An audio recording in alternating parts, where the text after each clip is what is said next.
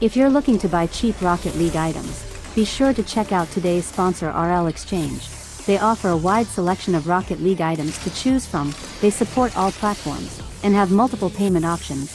Be sure to use code RLH at checkout for a 3% discount on your entire purchase. We've got so many different options for tiebreakers, for scenarios to make San Diego. But at the end of the day, Daz, make it easy on yourself and just take the dub. Don't worry about anything else. And Oski, he already knows what he needs to get done, the work that needs to get thrown at Quadrant, and that's just putting on some hard-hitting shots. Oh yeah, I mean, look at that. That's just straight. Immediately hit with so much speed and so many shots, and that's what is going to be the difference maker. Liquid, they are 13-1 in games against Quadrant. They've won the last 4 series, but Cash, he wants to change that curse and get the first win. Well, there goes the cannon. This time he's on the Phoenix today, and it's looking good. Beautiful touch streak of not missing a land. Has to come up with a victory to at least keep them in the running. As you see a little bit of Quadrant pressure coming out. Yeah, and I really like what I'm seeing on a Quadrant. Pushing into the midfield, Ixo is pushing up to the goal line to squeeze it past, get the 50-50, and get the second goal. Oh, I mean, great read from Wave. Chronic had to readjust that teamwork and honestly understanding how the importance of possession there. Cash off the ceiling. Chronic goes up to meet him. Doesn't make contact with the ball. Midfield pass. Ixo may have a chance. Ixo comes up big for Quadrant. Look at this play from Quadrant. Cash off the ceiling, mind games it, then lands under the ball, gets a tight little pass across. Ixo shot to a teammate. Just has not been the play for them. 30 seconds remaining here. Looking like Quadrant may hold on to the lead. Chance there after the double commit. Pass. Shot. Getting a little bit of inspiration from Quadrant with the passing plays, connecting themselves is Team Liquid. Chronic over to Oski. He sees the open space, knows nobody's in net. It could have ended it before we got into OT, but nevertheless, we do get OT 13 seconds in, and we're already seeing Quadrant lead off with some good possession, but immediately turned around. This one was taken from the Team Liquid half and carried all the way to the goal line. Lead block forward. You can see a towel bearing down on each. In my opinion, I think that'll be the difference maker to see who can get the first goal, who can out-mechanic the other, because it has slowed down. The defenses aren't breaking whatsoever. Great rotations from both sides, just overall fundamental. And you're gonna need something crazy. And crazy is what we get with Oski. Crossbar down and in. Look at this, the towel puts it up, and look at the giant towering over Quadrant. Against Quadrant. It was those mechanics, that speed, that raw ability from Team Liquid. That's what gets them their first goal. And maybe their second with some passing plays. Back to a Chronic. The give and go. Left, right. Where do you think the ball's going? How do you defend it? You can't even read the play, Daz. 1-2 and back to 1. Loving the community. But they need to get in control of this series. Down by 1. Game 4 goes on, and Liquid have started things off with the offensive pressure. Here we go. Letting Wave in the position. All the way downfield. He was sniped out from the defensive side. Chronic tried to put something off the backboard, but have a look at that clear right to the top of the hood of relating. Things seem to have shifted a bit from the timeout, but still plenty of Rocket League to go on Utopia Coliseum. You know, Daz, you talk about Liquid already. The major, what a play. Ixo, he wants to clinch the major himself through the corner by himself, and what a ring. That drop down bounce. The pressure. I mean, look at Cash. That's the interception I'm talking about. If you're up against Team Liquid, you need to cut out that passing play, cut out the momentum or their transition as early as possible. The longer that this is going to develop for Team Liquid, the worse it gets. And Cash, he intercepted the pass, then he turns around, does a 180, and carries it all by himself. Nobody from Team Liquid respecting him. A little worrisome on the side of Team Liquid, especially that last possession from them. Not really able to do much of anything with the ball there. Cash is up. And you know what happens when you see Cash in the air? It usually ends up in a Quadrant goal. Wave will score it in after Cash leads the charge. Oh, and it looked like he was going to go for a flip reset, but instead opted to go for a bit of a fake and hit it with the side of his car. That could either help them clinch the major or be the last series they play in the winner's split. They are not done yet, as a 4-0 in this game, you wonder what is Liquid going to do in a response. Can they get one more? Go on. They can't wait to the top left. There you go. Oh, 5-0. My goodness. I mean, this is such a big turnaround for Quadrant. After that last game, now they're going to have to use up every ounce of energy that they've got to take down Quadrant, who are fighting for San Diego. Team Liquid have already clinched. For Quadrant, it's not the same story, and Oski, he's trying to crush their dreams. Oh, man, you can see the pop-off from Oski after he scored this goal. Great read off the pass from attack. That one straight down to Relating Wave. Quadrant trying to get this ball upfield to set up something to where they can at least put a shot on and finally get it. And Ixo equalizes. Oh my, a little bit reminiscent of the speed we saw from Team Liquid, but this time, it's on the orange side. Ixo from Wave and a chronic almost forced it through. Relating Wave is awkward, he's backwards. Ixo tries to help. Cash gets demoed. It's a bit of a chaos here in the backfield. Atao, free chance off the backboard. Oh my God! This man has got to have some type of modded car. Maybe springs on his wheels. Look at how fast he was able to get up to that aerial. Jumped, sheet right above it, smacked it down. That was ridiculous from Team Liquid. I mean, they picked apart Quadrant's defense. They set up a towel for the freebie, and he's going, no way. Are you serious? It's not over, Des. We got Related Wave off the backboard. Oski, you feel for him. He was looking for it. Showing us magic here. Some of these goals we've seen, especially in this game alone, have been simply fantastic.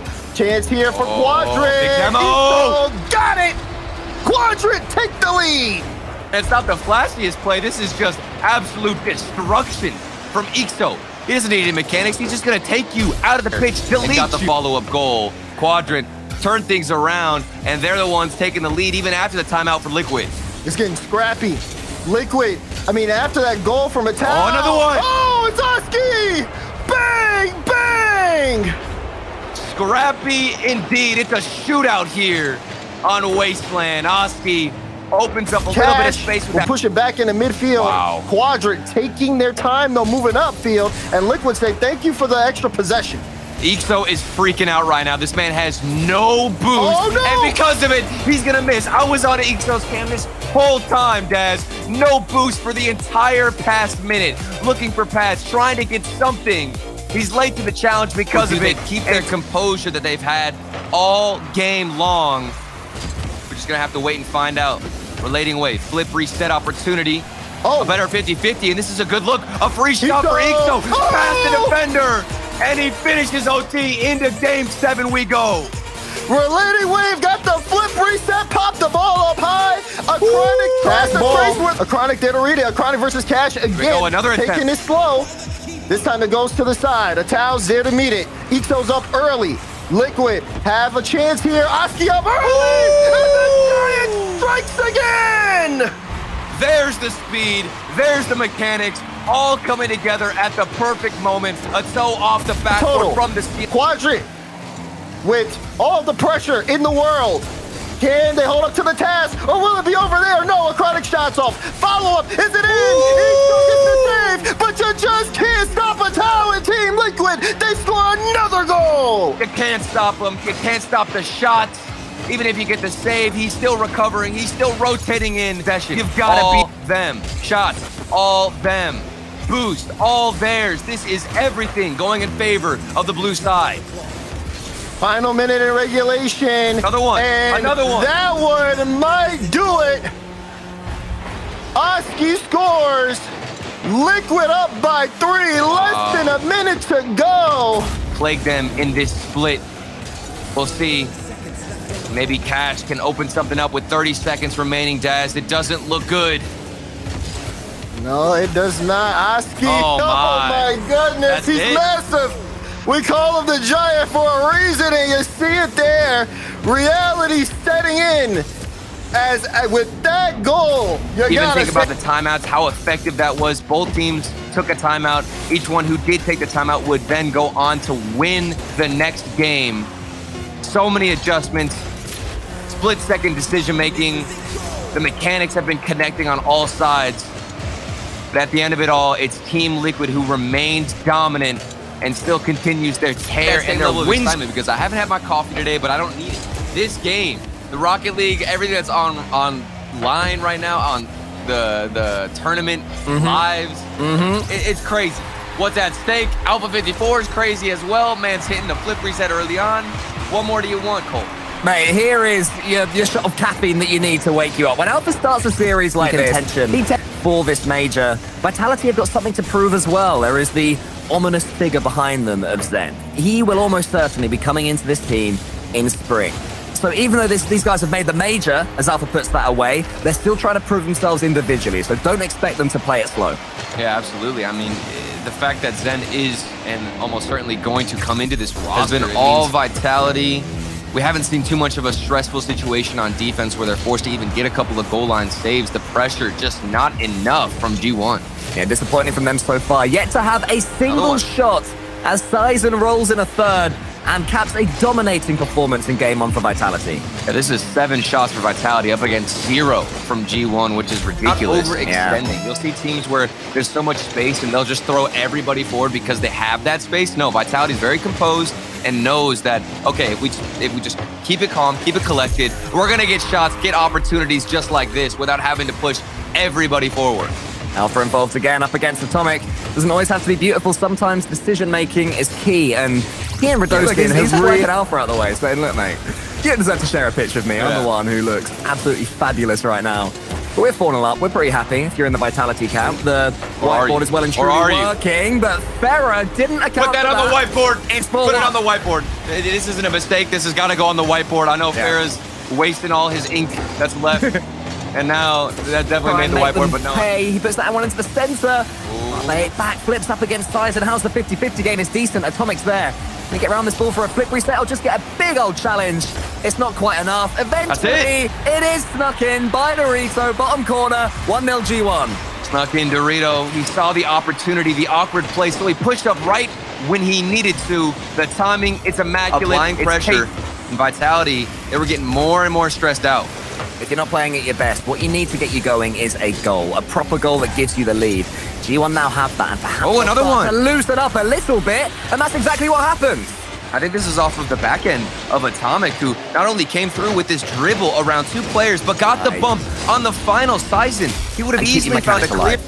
And it could have come down to the comms, the communication. I mean, whoever took that shot might not have stated that it was open or to leave it. Mark by 8 does get a demo. Okay, let's see what's happening. Dorito off the backboard, and then the shot coming through. Well planned, well paced, and well executed. You don't always have to smack it in. Sometimes it's the weaker shots that are harder to save. Alpha predicted an absolute boomer in the near corner. Things up. I was sensing in the last game as well that they were focusing a little bit too much on Alpha. Give him the ball, let it happen, let him do some mechanics, which worked for them in the first of these events, you know, in the Is it going to work here too? Oh, it worked. It worked here again. Come on. You know what? Let it happen. Let it happen indeed. Alpha 54, he was sleeping in the last game, but then he wakes up quickly in this one. Flip reset behind the ball, forces him being patient behind it, but didn't have the speed to get a good shot on target. A good look from G1, who are now trailing for the first time in, what you said, 10 minutes since Vitality were able to get a goal, and Atomic by himself ties it up. That's the man that we wanted to see coming into this series. Atomic takes a touch here. He has Alpha in his sights, and he knows exactly what to do. It was Alpha that scored a similar goal to open up this. Alpha into the center size, and he's actually going to get a free touch thanks to the demo. Dorito was coming in, had to just send that one as high as he could. Buy some time. Try and make it so Radoskin can't do too much against him, but he still manages it. Alpha squeezes in. Vitality take the lead. And now we get a solo play from Radoskin. He had, I believe, 40 boosts starting this play off. Got the flip reset. Coming in, the back touch. That is from Sizen. Dorito there this time, up in the air. Is anyone there following it? Just Atomic. Probably won't be able to get enough power and doesn't. And Alpha can just stay behind the ball. G1, they've got to get this equalizer. That's it. And now they do it. It's marked by 8. Double commit from Vitality. 2 players up for this one. Alpha 54 and Sizen both go for it. Radoskin creeps out of the net, hoping he can intercept or at least go for it. Great composure, letting it go. Marked by 8's in almost for another. Atomic up against Alpha wins it. Can he get the other touch? Not this time. Radoskin sends it away. Vitality would love overtime right now. If it was offered to them, maybe it won't be. Atomic shoots, it's wide. Marbe is coming in. He's kept it high. Dorito's waiting. Dorito's getting it. G1 take the game and put themselves 3-1 up in the series. check this shot out from Dorito. Not only do you get the heroics for all of them to keep it up, but into the black Dorito. hole of pressure in situations like this one. G1 are gonna right now have Quadrant and German Amigos, also BDS, praying for their downfall, praying that Vitality can break through the statistical disadvantage they have, but not when they go behind in 9 seconds. You're trying to break through the 1 in 55 curse, but it bounces off the corner. After beating them yesterday, one of the great sort of career comebacks that I think Rocket League has had. I mean, we saw him, you know, get taken off of the BDS roster. We're wondering what's going to happen, and we're witnessing the comeback, the rise back to the throne from Marked by 8, and it's all because of his teammates right here, Atomic and Dorito, making work downfield. For any quarterfinals, for any semifinals, even finals, they have to win events in order to prove themselves individually and as a team. So now the pressure does swing right back to them. Radosin shoots from Radosin, gets Vitality back in it. And this is a great sign of life as we have now just passed the halfway point by 3 seconds. Atomic rushing that clear. He could have just kept it to himself or hit it to the corner. Instead, dishes it out to Vitality. You know, trash talking. I wouldn't call it trash talking. We were just harping on Vitality, looking flat. Very, very bored. I'd say Rocket League right now. They're not using each other.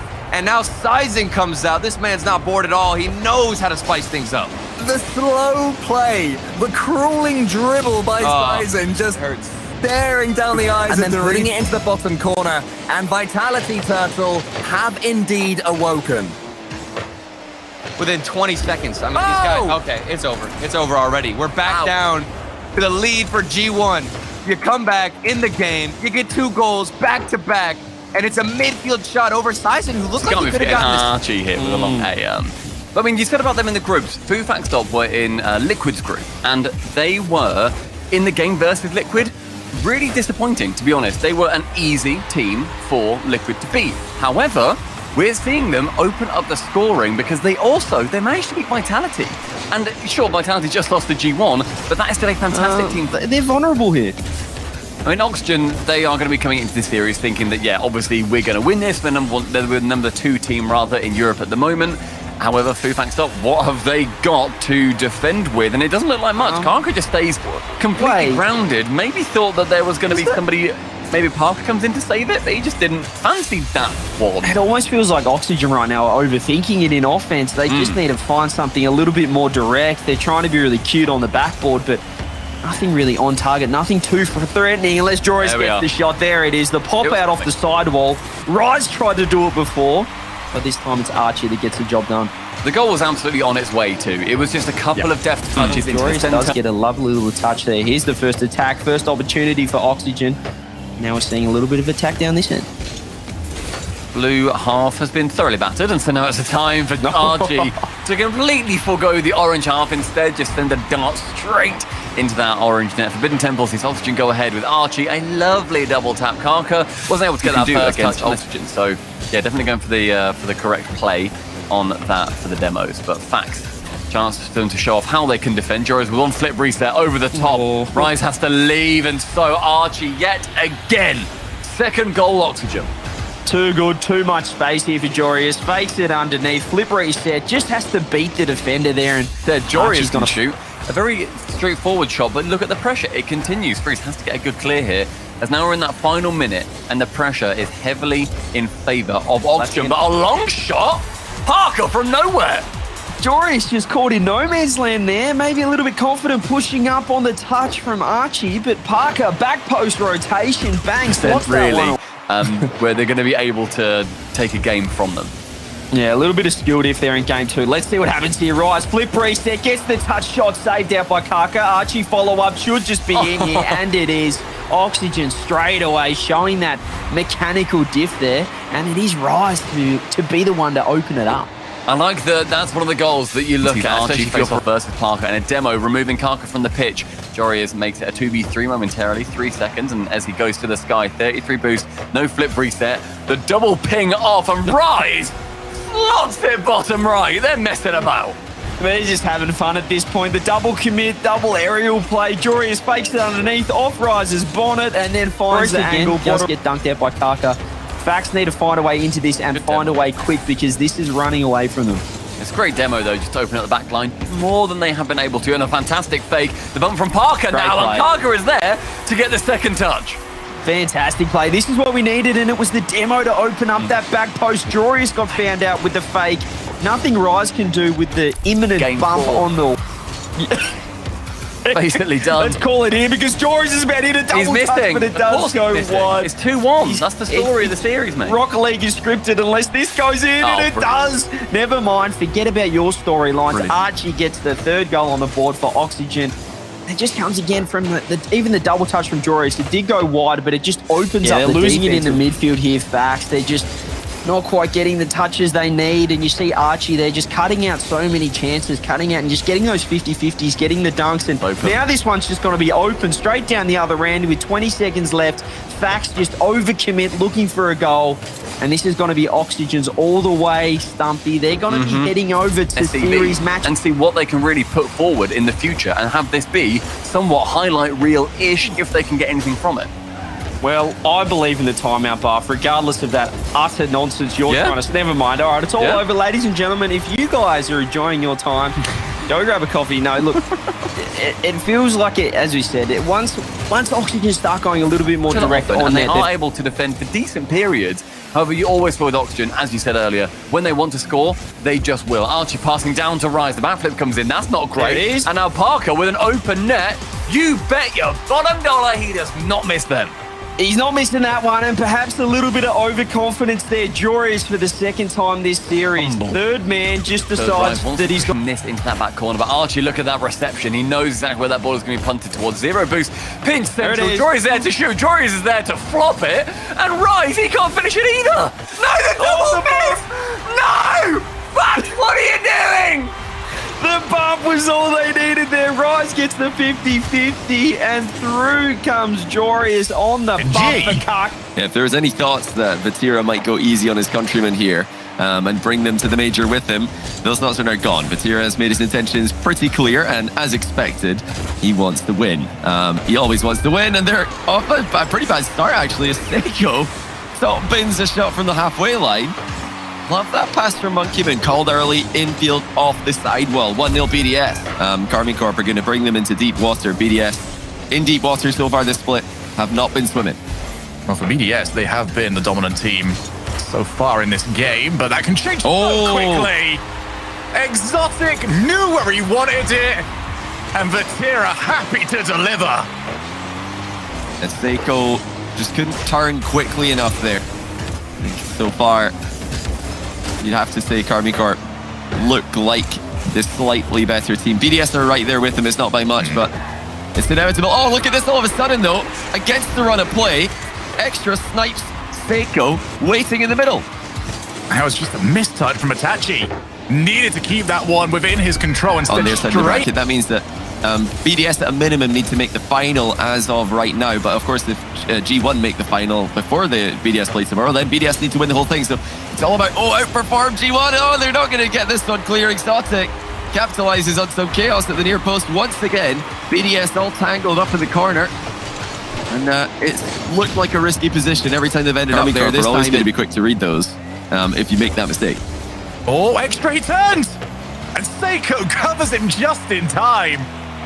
Brilliant snipe, but instead off the back, but Vatira just has to finish. He's gonna do it every day. And it was just one misstep caused chaos. A massive play from Itachi. I don't know what I'm gonna do, because every team that tries that, it doesn't work these days. I'm still very annoyed at the Game 3 timeout in the previous matchup. That one's still sitting with me, an Exotic. Not gonna have to settle with remembering that double tap anymore.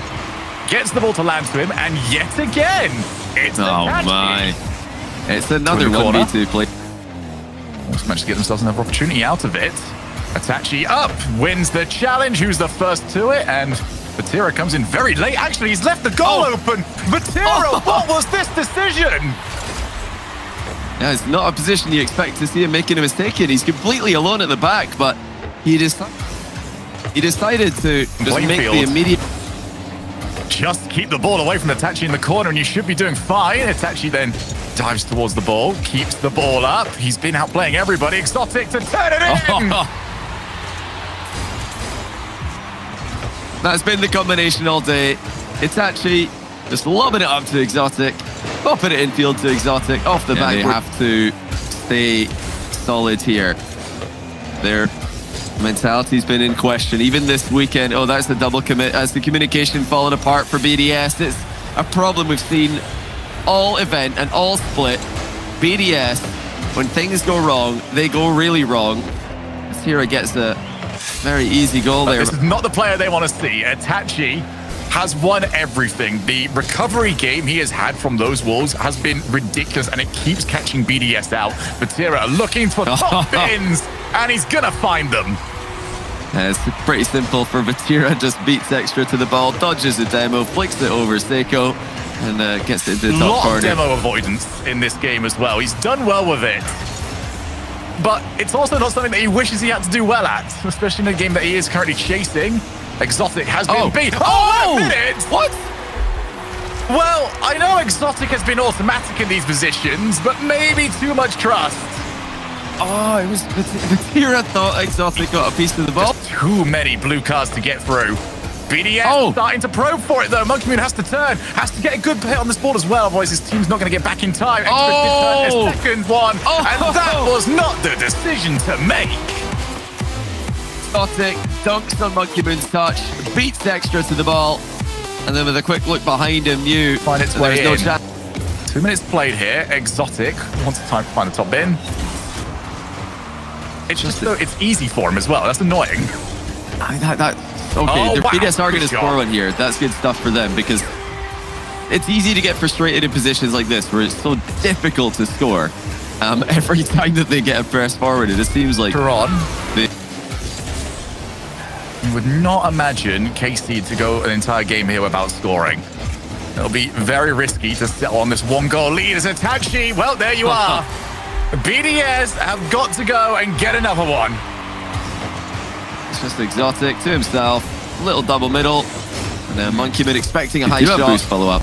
And you're probably going to benefit from that. And Karmine Corp are doing that brilliantly in this game. All that said, we're still tied. BDS have kept these games close, and they're going to break the deadlock as well. It's another pass in field, and this time Monkey Moon is the one to score it. What a shot from Monkey Moon. What a read, considering where that bounced from. That Monkey Moon, no hesitation, already knew where that was going to end up. 47 seconds. BDS looking to add another one. Okay. Well. It's definitely the start of the comeback now. Monkey Moon's pace has surprised Karmine Corp. He quick up aerial, completely leaving Vatira in the dust for the second goal. Now quickly centers. They can't be conceding like this. But, there's just no way that they concede like this. They just don't want it to be easy, do they? I've got nothing. I've got absolutely nothing. What? They go. Oh my God. Get away. It's a save by Exotic. Somehow deflecting the ball into the post. It was destined for the top corner. But BDS have done enough earlier in the game. Monkey Moon will make absolutely sure that they do not get swept today. That's step one. And it was overall a very impressive game from BDS. Twice this split, both in best of fives. Yeah, I can't imagine that's necessarily happened in a best of 7. BDS's last reverse sweep was in Season X against Galaxy Racer. Oh, wow. Oh, and that's the bottom corner. The reason why that was the last reverse sweep they got is because the BDS that I know and love didn't need to reverse sweep teams. Yeah, they never... not a surprising stat there, but maybe some hope for BDS fans and for BDS is that Karmine Corp were reverse swept in the group stage of this very event by Stollery. Oh, what is this? Hold on a second here. How's Exotic dunked on this one? I mean, I don't think Seiko's even made a bad decision here. He's in a 1v2. He might have, he didn't make a bad decision. And then the epic music would start playing. You'd see goal after goal from BDS as they set themselves back into this series. But the way BDS have been playing, they don't like that music. They just didn't have it like the zip away, and there you go, yet another one. It's not going to be easy because BDS won't make it easy on themselves. Yeah, that looked like a pretty risky commit there from Extra. Monkey Moon pretty out of the game. Extra is...